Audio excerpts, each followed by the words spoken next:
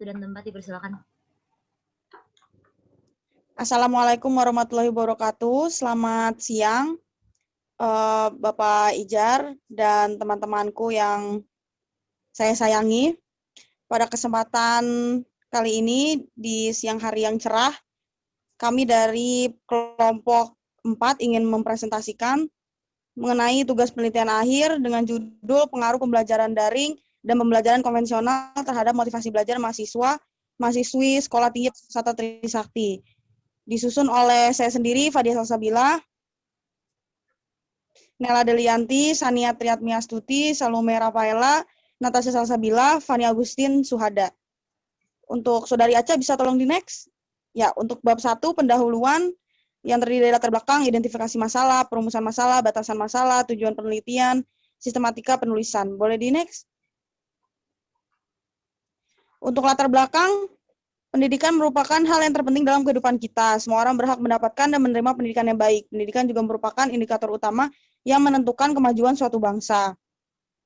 Jadi dalam proposal penelitian kali ini, kami mengambil judul pengaruh pembelajaran media Zoom dan media tulis dalam menggunakan bahasa Indonesia terhadap mahasiswa STP Trisakti jurusan Perhotelan. Mungkin boleh di next, Saudari Aca.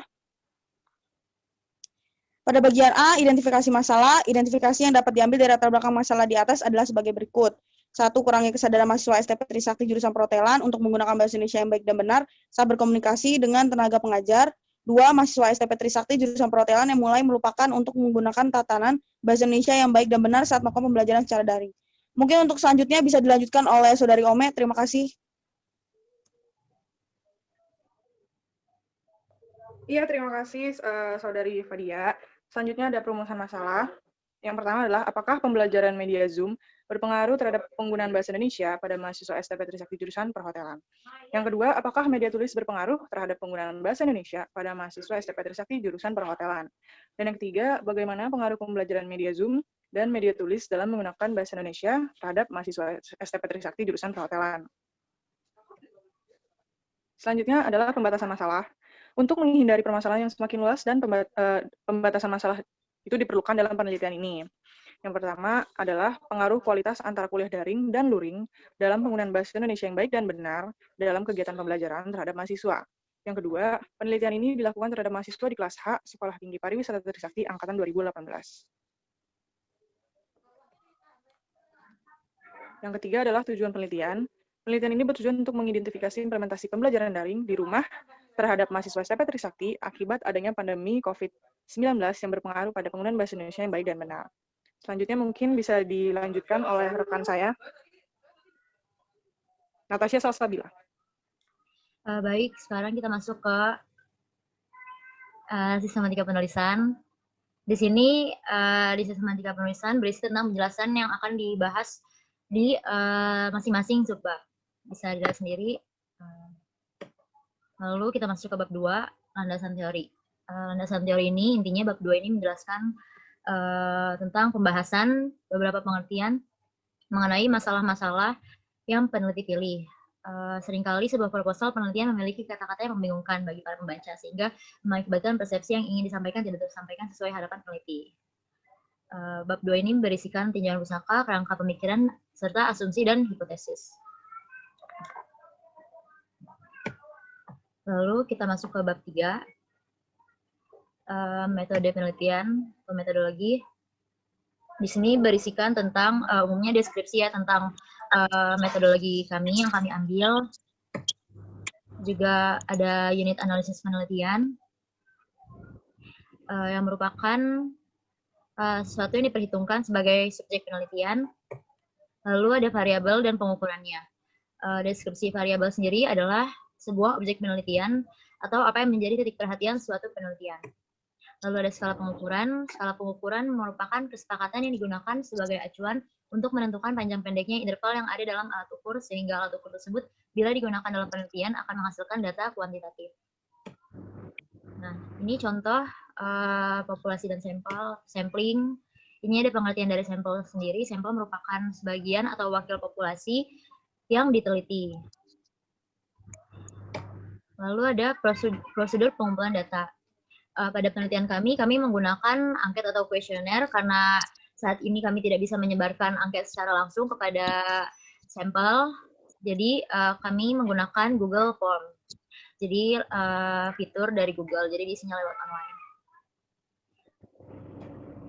Lalu ada metode analisis data. Metode yang digunakan adalah metode analisis data deskriptif dengan pendekatan kuantitatif. Di sini ada tahap-tahapnya. Lalu waktu dan tempat penelitian. Pada penelitian ini kita pengerjaannya selama 3 minggu. Di tahap pertama, di minggu awal kita melakukan pengajuan judul serta pembagian tugas untuk masing-masing anggota kita. Lalu tahap kedua atau minggu kedua kita melakukan penyusunan bab 1 oleh masing-masing anggota serta penyebaran.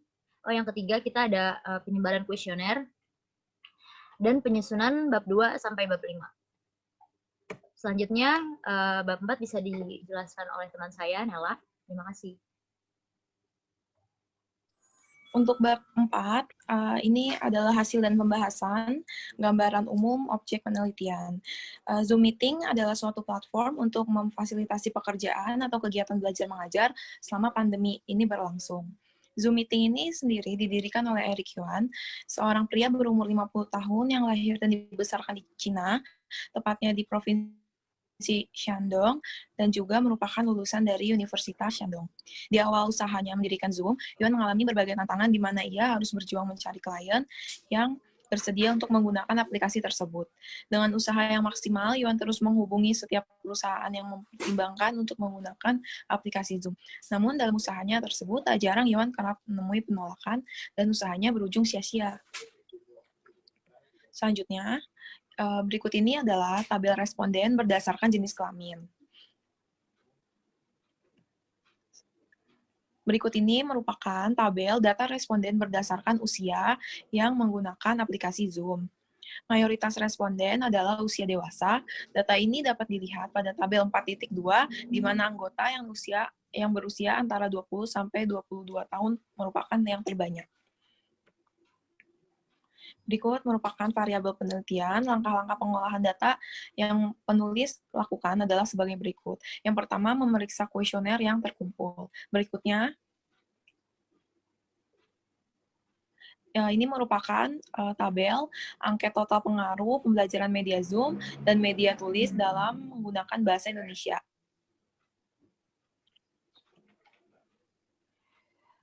Yang berikutnya, persyaratan uji analisis. Yang pertama, uji validitas dan reliabilitas. Uji validitas yaitu digunakan untuk mengetahui apakah instrumen yang digunakan valid atau tidak valid. Uji validitas instrumen yang digunakan uji validitas.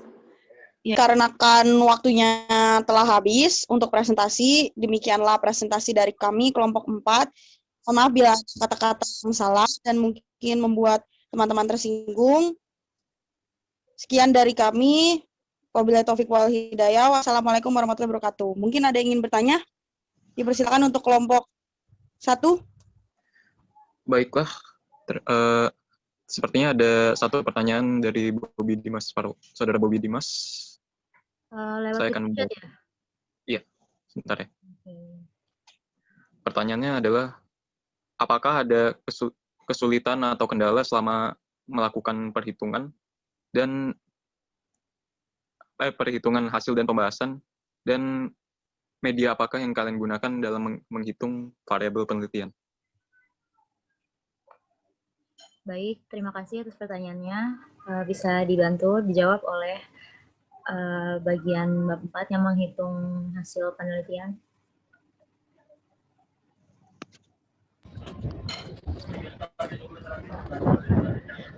Baik, saya bantu jawab. Untuk perhitungan bab 4, kami menggunakan SPSS. Dan untuk kesulitannya itu awalnya kami mengalami kesulitan karena belum pernah menggunakan SPSS, tapi setelah membuka tutorial di YouTube, akhirnya kami mengikuti itu dan panduan dari skripsi cutting akhirnya bisa terlaksana. Terima kasih.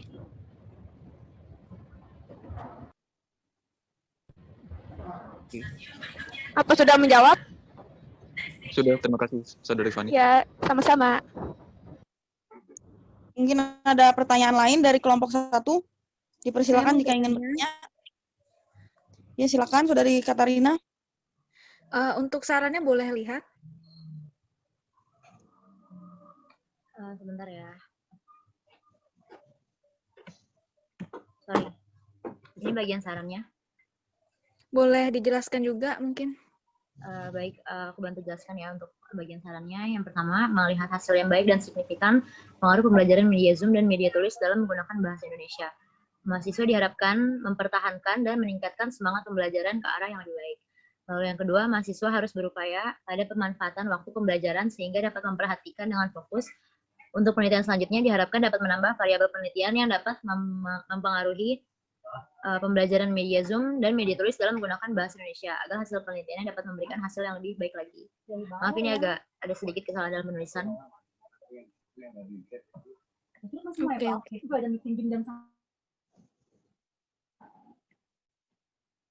Mungkin ada yang ingin bertanya lagi dari kelompok 1? Atau sudah cukup? Ya, mohon maaf, boleh kembali ke slide bab 3? Ya baik, tolong Saudari Aca dikembalikan ke slide bab 3.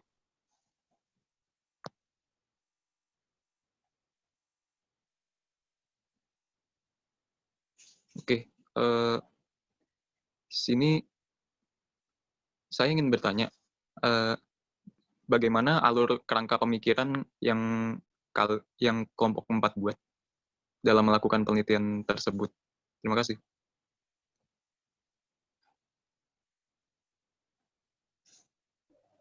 Baik, terima kasih atas pertanyaannya.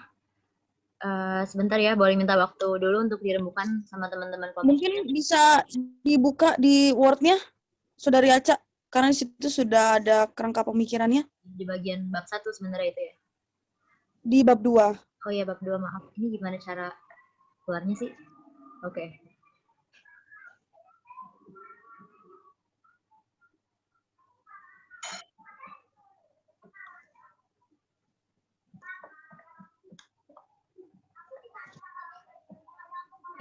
Sorry.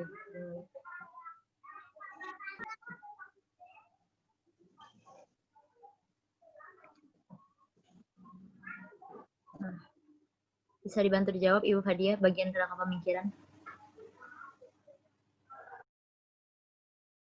Tolong dibuka Word-nya dulu, Cak.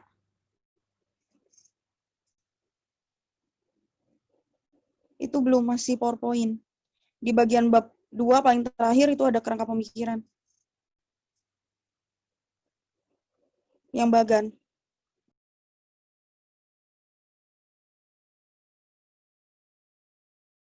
Udah kelihatan Word-nya? Minta tolong dibuka bagian bagannya saja, supaya lebih mudah untuk dibaca. Ini ya? Di Zoom? Ya. Saudara Sani? Iya. Terima kasih atas pertanyaannya. Saya akan menjawab. Nih, berikut merupakan kerangka pemikiran dari kelompok kami, dari media pembelajaran Zoom dan penggunaan bahasa Indonesia dalam pembelajaran, akhirnya melahirkan kerangka pemikiran pengaruh dalam penggunaan bahasa Indonesia. Yang pertama, berkurangnya penggunaan bahasa Indonesia yang baik dan benar oleh mahasiswa STP Trisakti. Yang kedua, berkurangnya komunikasi dua arah antara dosen dan mahasiswa STP Trisakti. Dan yang ketiga, boleh tolong di-scroll ke bawah, Saudari Aca. Tidak dapat diterapkannya penggunaan bahasa Indonesia yang baik dan benar dalam proses pembelajaran. Sehingga akhirnya terlahirlah judul penelitian kami, pengaruh media pembelajaran media, Zoom, dan media tulis dalam penggunaan bahasa Indonesia. Mungkin sudah cukup terjawab atau ada yang perlu ditanyakan lagi, Saudara Sani? Sudah terjawab sih. Terima kasih, Saudari Fadia. Siap, terima kasih kembali. Mungkin ada pertanyaan lain yang ingin ditanyakan oleh kelompok 1 atau mungkin sudah cukup? Sudah cukup. Sudah cukup. Baik.